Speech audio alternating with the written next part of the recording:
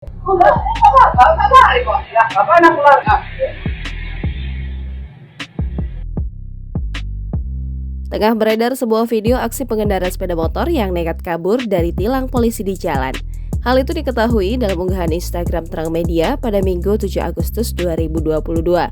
Dalam keterangan unggahan menyebutkan, aksi pengendara motor yang coba kabur dari tilang polisi ini ternyata gagal.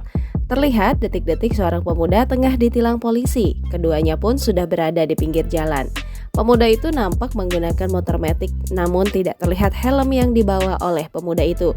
Diduga pemuda itu ditilang dikarenakan tidak memakai helm saat berkendara di jalanan.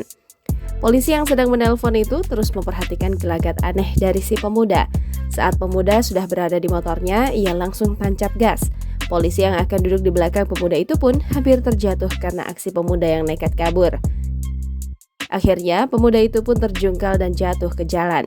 Video rekaman CCTV ini diketahui terjadi pada Rabu 3 Agustus 2022 pagi. Belum diketahui lokasi pada kejadian pemuda yang coba kabur dari tilang polisi ini.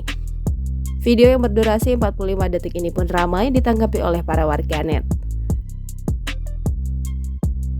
Enggak, nggak balik kok. Ya, ngapain aku lari? Ah.